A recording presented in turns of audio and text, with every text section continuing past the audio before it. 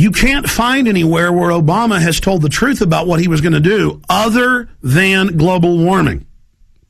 Now, folks, this is a global tax, not my opinion. The Club of Rome, the Council on Foreign Relations, the government bureaucracies, testimony in Congress years ago. I mean, I have the testimony in my film Endgame where they're saying, yes, it's going to be a tax on all human activity, a tax on everything you do on carbon dioxide to control. This is neo-feudalism.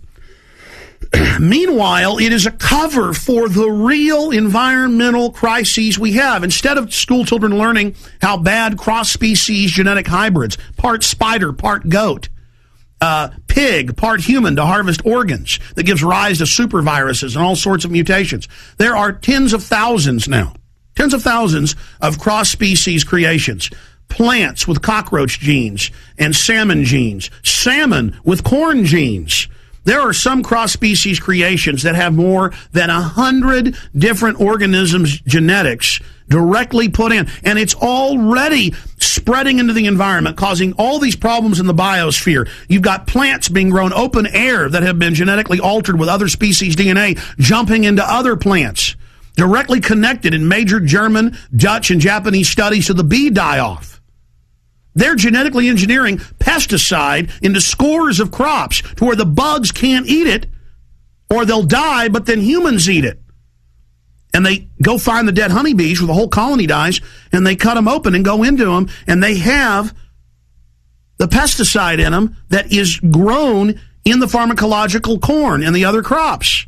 The little bees go and eat the pollen, and they die because most insects smell it with their olfactory centers and fly off and don't eat it. Did you know pigs won't eat most of these GMO crops? That's the real crisis. Depleted uranium being used at proving grounds all over the United States, Canada, and Europe has billions and billions a year half-life. In all the government studies, admittedly causes massive cancer. Israel just used it in Gaza. Totally insane. Blew across Israel. That's how the winds blow from west to east in the jet stream. Every time it's used, radiation detectors in England and all over the world pick it up thousands of miles away because it's particularized and it goes around the planet over and over again. Depleted uranium, cutting down the rainforest, overfishing the seas. There are real things happening that are serious. Instead, we're going to tax everything you do with carbon dioxide as a toxic waste, listing it as a dangerous pollutant that's going to kill the polar bears. The last study they did before the newest, a decade ago, showed around 35,000 polar bears in the world. Guess how many polar bears there are now? 40-plus thousand, 45,000, over 10,000 more polar bears. You can pull up the numbers. But the news knows the public is ignorant about what's happening with wildlife, and they show polar bears on ice floes, and they go, oh, look at the mommy with the baby. They can't swim. Global warming made the glacier melt. Look, glaciers are collapsing. Glaciers always, it rains, the glacier pushes out to the ocean. They're always expanding and then contracting. They're always have ice flows. It is the strongest swimmer of any land animal. They have been recorded swimming up to 300 miles. They routinely take 150-mile swims. They go out to the ice floes and hunt seal and beluga. They are so strong, one polar bear can reach in and grab a multi-thousand-pound beluga whale and drag it up on the ice and eat it with one arm. With one arm. And the news says and teaches children the polar bears are drowning because the ice caps are melting. Folks, the sun was in its brightest cycle ever recorded in several hundred years of it being documented. One of the most intensely studied phenomenon continually is the sun. Moons of Jupiter and of Saturn that had ice shelves that were frozen had now melted because the sun was so bright and putting off so much heat. The ice caps of Mars were receding by several miles a year until 2 years ago. It's the sun, not carbon dioxide. Suddenly, the moons froze again, orbiting Saturn and Jupiter, and the ice caps began exploding in size. The tiny cap on the south, the larger cap on the north of Mars. This is a incontrovertible fact. Your SUV is not making moons melt their oceans of methane. They are not making the water ice caps of Mars melt. The sun is doing it. The sun is causing it, not carbon dioxide on the Earth. The UN's own study admits that about 1% of the carbon dioxide on the Earth is being put out by humans. The ocean, though, is made up of carbon dioxide. Volcanoes put out more carbon dioxide, a large gaseous explosion like Mount St. Helens, than all human activity in all of recorded history. This is on record. These greenhouse gases are part of our shield from the radiation of the sun.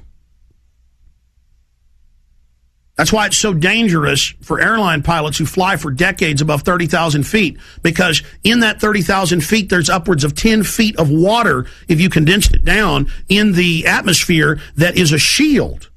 And so that's why it's the equivalent of getting multiple chest x-rays every time you fly during the daylight hours in an aircraft above 30,000 feet. It's the sun. It's powerful. It's massive. It is radiating. And it's so important that we explain that to people. They tell you that they have to tax and limit CO2 in the United States because the polar bears are dying and drowning and because they're threatened. That is a fraud. There are 10,000 more polar bears than there were a decade ago. Record numbers. Their populations are exploding, and archaeologists have done studies and have dug into the fossil record, and it shows that during the Hiberium maximum and other heating periods going back 10,000 years ago, that polar bear populations explode when it's warm. Polar bears lose upwards of 30% of their weight during the winter. They almost starve to death. They wait for the summer. They need the heat. It is a lie. But I told you Mars ice caps are getting bigger now. After shrinking, they predicted in 2008, Al Gore and others, who owns, by the way, the carbon company you'll buy your taxes from, on record, they predicted that there would be a 30% plus shrinkage of the southern and northern ice caps, Antarctica and the Arctic. Guess what? Record increase in size. Many ports that had been used for hundreds of years that ships could enter around Canada are now closed. They're now closed. They were always open year-round. They're closed because it's ice, folks. It's ice. Because the sun 2 years ago went from like a light bulb that's about to burn out. I'm not saying the sun's about to burn out, but, it brightens and then it dims. Brightens and it dims. No sunspots. First time in history, no sunspots. What's a sunspot? You're looking straight on to a giant explosion, a Coriolis storm, a huge sun flare blasting out thousands of times the size of the Earth forward. And that radiation and heat hits us and heats the planet and brings life. The sun is cooling right now, and the solar system is becoming very, very cold. We could be entering a new ice age, and the studies show we're due for one.